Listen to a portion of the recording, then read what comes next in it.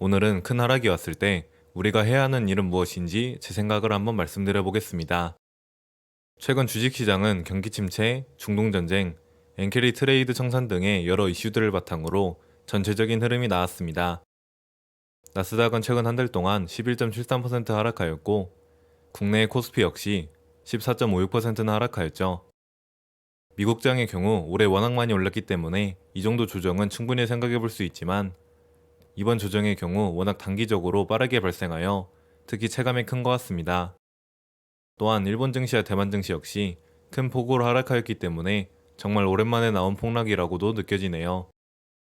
이런 상황에서 우리가 가장 먼저 해야 할 일은 보유 중인 종목을 다시 한번 점검해 보는 것입니다. 큰 하락이 나왔다고 공포에 휩싸여 잘 보유 중이던 종목을 갑자기 매도하는 것은 가장 경계해야 할 일이라고 생각합니다.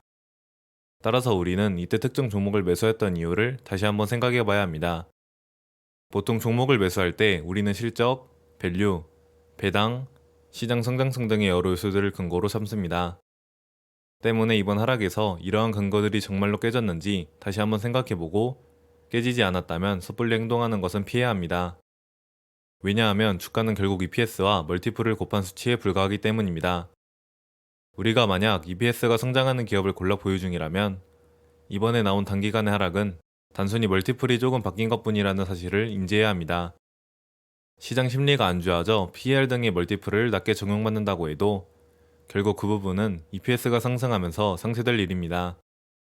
예시로 PER이 20배에서 18배 정도로 낮아진다고 해도 EPS가 10% 성장하면 결국 주가는 200달러에 수렴하게 됩니다.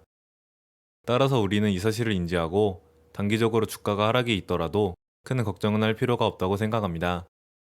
여기에 딱 맞는 좋은 비유가 하나 있는데요. 워렌 버핏의 스승으로 알려진 벤저민 그레이엄은 주식시장은 조울증이 걸린 옆집 아저씨와 같다고 하였습니다. 이는 주식시장의 변동성과 가끔은 말도 안 될 정도로 아주 저렴하거나 비싸게 팔리는 시장 심리를 의인하여 표현한 것인데요. 즉 시장은 조울증이 걸린 아저씨처럼 우리에게 매번 변덕을 부리며 가격을 제시하는 것뿐이기 때문에 우리는 이를 기회로 활용해 저렴한 가격에 주식을 매입해야 합니다. 싸게 매수할 주식을 선택할 때는 장기적 성장이 나타날 것으로 예상되는 섹터 등의 기준을 확실하게 정하여 투자 아이디어를 갖고 임해야 합니다. 개인적인 이번 투자 아이디어를 바탕으로 설명드리면, 올해 2분기 실적 발표를 통해 나타난 빅테크 기업들의 AI 투자는 여전히 강력한 추세를 유지하고 있습니다. 알파벳, 마이크로소프트, 메타 등의 투자 기조를 보면 과소 투자보단 과잉 투자가 낫다고 생각하며 내년까지도 여전히 큰 투자를 이어나갈 것이라는 의지를 보이고 있죠. 따라서 이번에 큰 하락까지 나와준 데이터 센터 관련 주식을 주목하고 있습니다.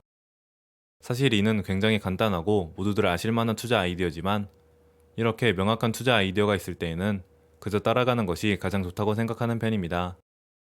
그리고 언제나 주식을 매수할 때에는 분할 매수로 접근하는 것이 그나마 안전한 편입니다. 분할 매수란 것이 인내심이 꽤나 많이 필요하기 때문에 저의 경우도 가끔은 계획대로 실행하지 못하기도 합니다만 최대한 지킬 수 있도록 노력해야 합니다. 왜냐하면 내가 아무리 바닥이라고 생각해서 매수한 구간이더라도 더 내려가는 경우가 많기 때문입니다. 따라서 완전한 바닥에서 모든 물량을 매입하려는 욕심을 버리고 낮아진 가격의 평균대에 모아간다는 마인드가 중요합니다. 첫 번째로 매수 근거가 깨졌는지 보유 종목을 점검해보고, 두 번째로 미스터 마켓 관점으로 시장은 계속 변덕을 부린다는 점을 인지하고 이번 기회에 확실한 투자 아이디어를 바탕으로 저가 매수할 종목을 선택해야 합니다.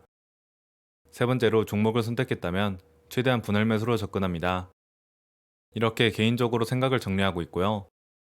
다음 제가 생각하는 네 번째로 해야 할 일은 이번 하락에서 나온 문제점을 점검하는 일입니다. 예를 들면 현금 비중이 너무 적어 추가 매수할 현금 자체가 너무 부족하다던가, 특정 섹터나 종목에 과도한 쏠림이 있어 계좌의 변동성이 너무 크고 리스크 관리가 잘 안 된다던가 하는 점 등이 있겠습니다. 이러한 문제점 등을 바탕으로 다시 한번 나의 투자를 되돌아보고 포트폴리오의 안정성을 강화하는 시간을 가지면 좋을 것 같습니다. 그리고 이제부터 설명드리는 부분은 좀 더 많은 고민이 필요한 선택의 영역이라고 할 수 있겠습니다. 가장 먼저 덜 하락한 배당주를 일정 부분 매도하고 성장주를 매수하는 등의 일종의 리밸런싱을 고려해 볼 수 있습니다. 하지만 성장주의 비중이 이미 충분히 크시다면 좀 더 신중히 고민하셔야 될 부분이고, 성장주를 옮겨서 단기간의 수익이라면 일정 부분을 수익 실현을 해서 다시 안정적인 비중을 찾아나가는 것이 좋다고 생각합니다.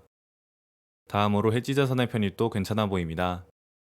물론 지금 와서 사기에는 좀 늦은 걸 수도 있지만 결국 장기적으로 보면 채권의 경우 향후 금리 인하에 따라 꽤나 괜찮은 수익을 기대해 볼 수 있습니다. 미국 장기국채 ETF인 TLT의 최근 한 달 동안의 수익률을 보면 6.74%가 나왔습니다. 특히 최근에 크게 상승한 걸 알 수 있죠. 경기 침체가 오면 금리 인하를 실행하기 때문에 채권은 해지 자산으로서 한동안 괜찮은 자산이 될 수 있겠습니다. 이렇게 오늘은 큰 하락이 왔을 때 우리가 해야 할 일은 무엇인지 제 생각을 한번 정리해서 말씀드려봤습니다. 이렇게 단기간에 크게 하락하여 시장이 공포에 휩싸이고 부정적인 얘기들만 들려와 매도에 손이 올라간다면 보유 중인 종목을 매수했던 이유를 다시 한번 생각해보면서 매수 근거를 점검해봐야 합니다. 그리고 미스터마켓 관점을 바탕으로 주가가 하락한 것을 오히려 기회로 활용할 줄 알아야 하고 이때 분할 매수로 접근한다면 더욱 성공할 확률이 높아지고 안정성도 올라간다는 사실을 받아들여야 합니다. 마지막으로 이번 하락에서 나온 문제점을 점검해보면서 나의 투자를 되돌아보고 향후의 투자 전략을 강화하는 시간을 갖도록 해봅시다. 그럼 다들 이번의 하락도 잘 헤쳐나가시길 기원합니다. 감사합니다.